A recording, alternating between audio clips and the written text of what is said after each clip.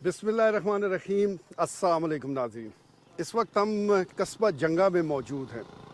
ज़िला चकवाल का हर गोशा, हर कस्बा, हर देहात अपने अंदर एक तारीख़ रखता है। उसका अपना एक कल्चर भी है जिसको समझने की ज़रूरत है। चकवालियों की बदकिस्मती ये है कि वो अपने चकवाल से ही नावाकिफ़ है।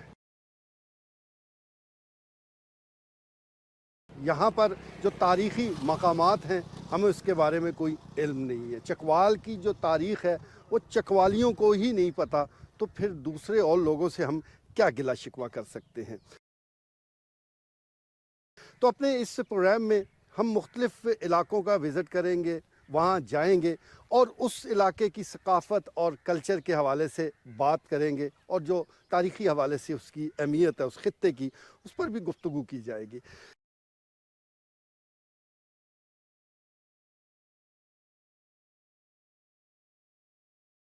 जैसा मैंने बताया है कि हम कस्बा जंगा में मौजूद हैं, और बैकग्राउंड में आपको बोड़ का दरख्त नज़र आ रहा है। जितना शानदार ये दरख्त है, इतनी ही ज़्यादा इसकी उम्र है, सैकड़ों साल पुराना है। और ये महज एक दरख्त नहीं है, यहाँ पूरी दुनिया आबाद है। यहाँ परिंदे मौजूद हैं, यहाँ गुलैरियाँ हैं, यहाँ अशरातुल अर्ज़ आबाद है। पूरा एक तारीख़ ये बयान कर रहा है। इसके साथ साथ ये बन यानी तालाब भी आपको नज़र आ रहा है।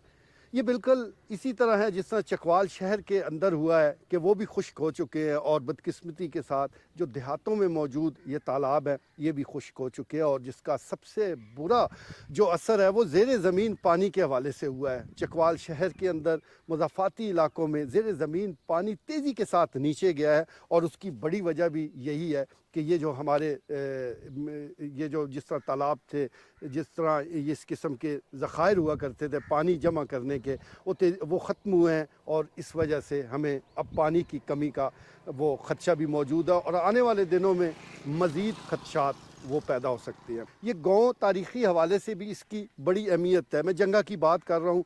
कभी ये जिस जगह हम खड़े हैं, ये असल जंगा यहाँ हुआ करता था। ये जो मेरे दाएं तरफ आप रोड देख रहे हैं, ये उस वक्त मरकज़ी रास्ता था, और इस मरकज़ी रास्ते पे बताया जाता है कि यहाँ इसके किनारे ही कस्बा जंगा आबाद था। ये मैं बात कर रहा हूँ रंजीत सिंह दौर की। जब रंजीत सिंह पंजाब और कश्मीर का हुक्मरान था, तो उस वक्त ये जंगा यहाँ मौजूद हुआ करता था। लेकिन फिर इसको यहाँ से 2-3 किलोमीटर दूर शिफ्ट किया गया। और इसके बारे में बुज़ुर्ग बताते हैं कि इसकी बड़ी वजह ये थी कि जो रंजीत सिंह के फ़ौज के सिपाही थे, वो यहाँ से गुज़रते तो जो उनको नज़र आता वो उससे लूट मार कर लिया करते थे। जो करीब पड़ता उसे वो लूट लेते थे, हत्ता के खाना भी छीन लिया करते थे।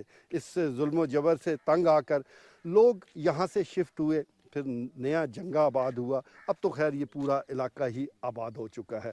तो इस सिलसिले में यहाँ पर जो सूरत हाल है, यहाँ के जो लोग हैं बड़े ही मिलनसार हैं, मेहनती हैं, ज़राअत से वाबस्ता हैं। लेकिन क्या हम उनको वो सहूलियात दे पा रहे हैं जो उनका हक़ है? तो सादा सा जवाब है, बिल्कुल नहीं। तो अपने इन कस्बात का, इन गाँव की, इन इलाक़ों की जो तारीख़ है वो हमें ज़रूर अपनी नौजवान नस्ल को बताने की ज़रूरत है कि ये देहात कहाँ आबाद थे, अब कहाँ शिफ्ट हुए, क्यों शिफ्ट हुए, किस वजह से ये अमल पेश आया, और अब यहाँ हालात क्या हैं।